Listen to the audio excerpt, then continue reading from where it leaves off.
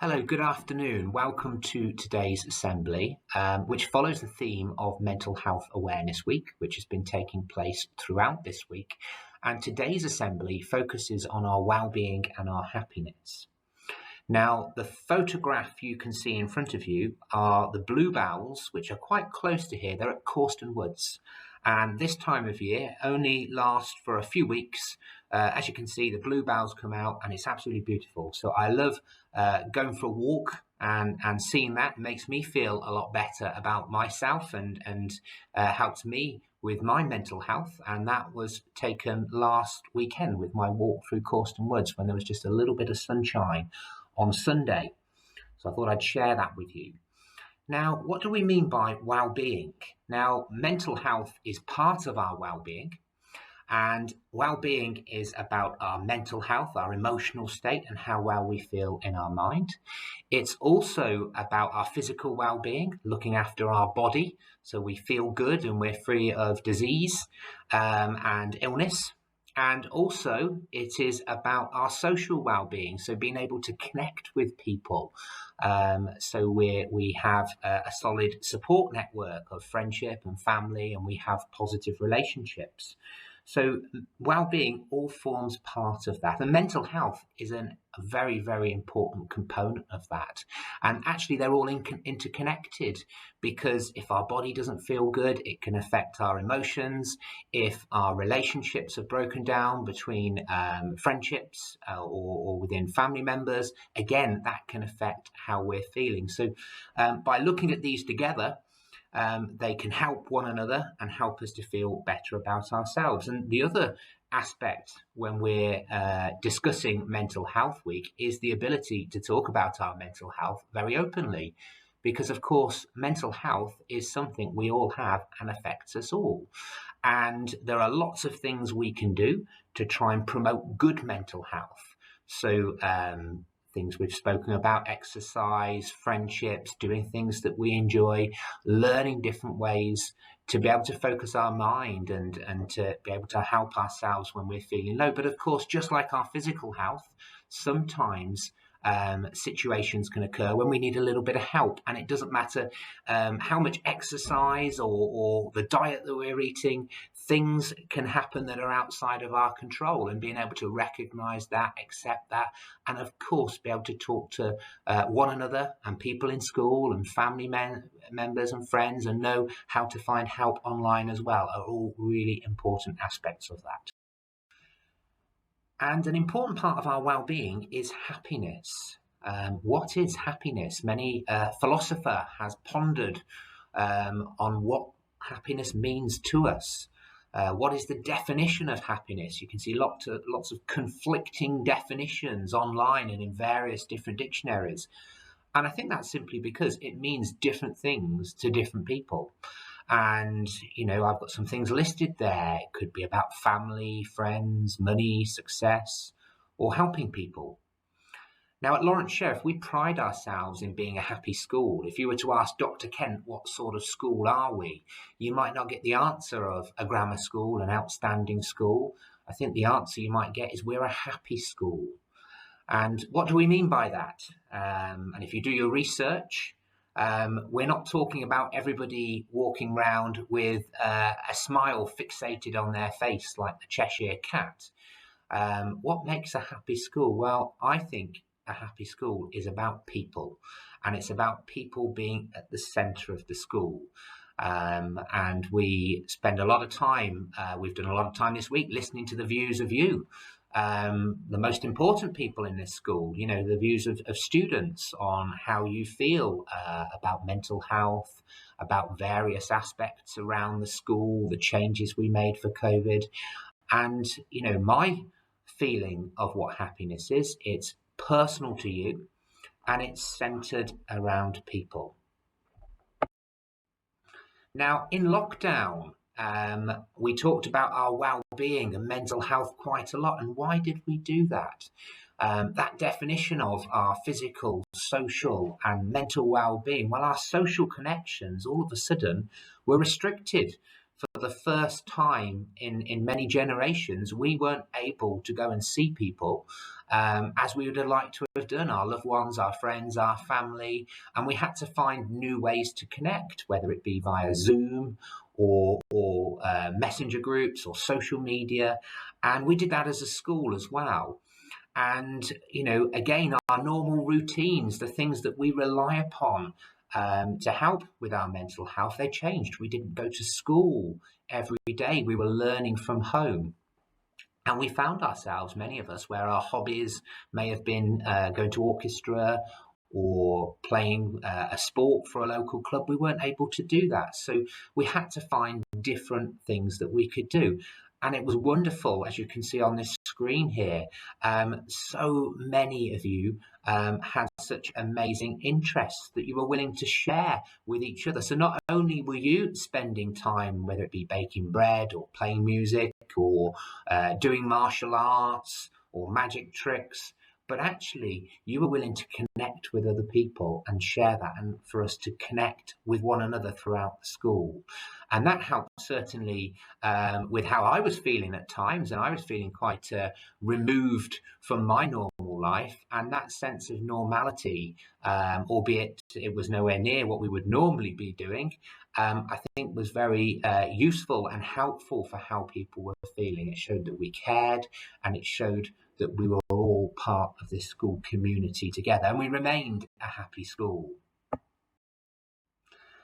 One thing that I find really helps me personally is exercise. It's not for everybody. I've always enjoyed exercise, and not only the physical benefits you gain from being fit and healthy, but also for me, it's the chance to switch off. Sometimes when you're able to do it, to do things with other people, whether it be run or do a circuit, and it really helps to clear my mind. And I shared some of those challenges with you during lockdown. That was the Sheriff short circuits, and there were also a number of runs and walks as well. And when it comes to physical sport and activity, it doesn't have to be running, it doesn't have to be circuits, it can be anything that you enjoy. Another passion of mine, aside from exercise, is learning. And it will be no surprise for you to hear that, me being a teacher. Why do I love learning? Why do I think learning is so important? Well, one answer you hear from lots of people is it gives you a chance of getting a good job. Qualifications do. And absolutely, that's correct. Qualifications open doors, they give you options and choices, and you spend a long time doing your job. So that gives you, a sense of well-being, a sense of enjoyment. I think that's extremely important. But actually, for me, that's not the most important part of education. It's not the reason why we learn. For me, the reason why we learn is it allows us to understand the world. It allows us to appreciate what's around us, whether that's the bluebells in Corston Woods, whether that's what's going on in the environment, politics, but it allows us to appreciate the world fully. And that, for me, helps to give us that sense of well-being. And one thing I discovered over lockdown was numerous podcasts that I enjoyed listening to. When I was exercising quite often, when I was walking, when I was doing the gardening, I would put my earphones in and I would listen to a different podcast. And even at my age, being a lot older than you, I'm still able to learn so much from so many different people. And one particular podcast I enjoyed listening to is a podcast called Something Rhymes with Purple. Now, that's with Giles Brandreth and Susie Dent. Giles Brandreth is a very well-established author, amongst many other things. And Susie Dent, who on the right you may recognise from the Dictionary Corner of Countdown. Now, this is all about etymology. And I've become fascinated with this. It's all about the study and the origin of words. I mentioned this in the Democracy Assembly last week, and learning about where words come from, their origins, and how they've changed and developed over time. I'm going to play you a short bit of a podcast from Something Rhymes with Purple, so you can just capture some of the things that I loved learning about. A smell of hot earth after a period of rain, or the smell of rain after a period of dry weather.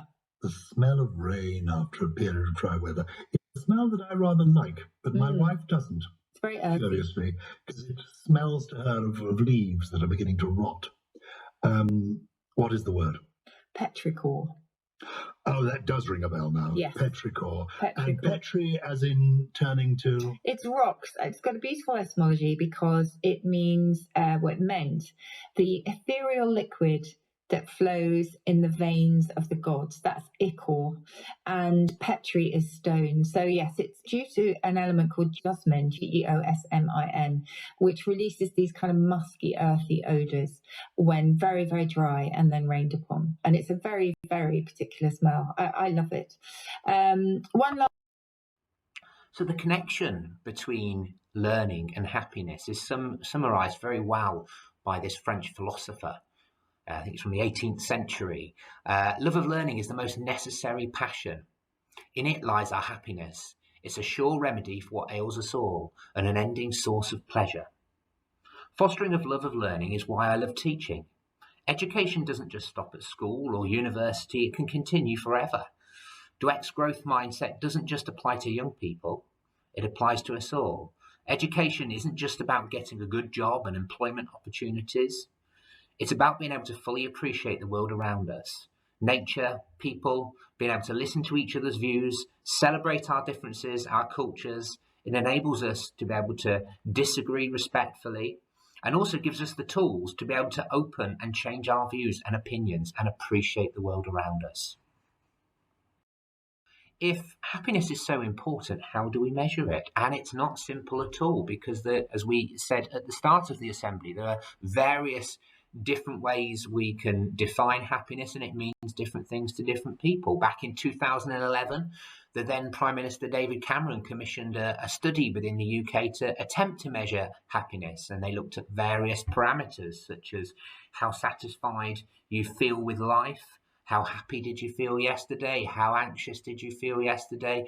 And they attempted to do that. And there have been various other countries that have looked at using a happiness index and actually being able to use that to measure the success of the country and the success of various governments, as opposed to the traditional measure, which is called GDP, gross domestic produce. And that's all about the success of the country's economy.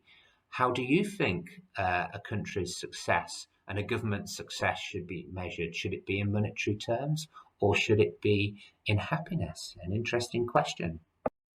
I began today's assembly by talking about the importance of our well-being, our mental health, and we also talked about the importance and the role that happiness plays in that. So if it's so important, should that be our goal? Should we be pursuing happiness? And there is a psychologist called Martin Seligman, who is a leader in the field of the psychology of happiness. And what this research has shown, that in actual fact, we won't find happiness necessarily if that's our goal to pursue it.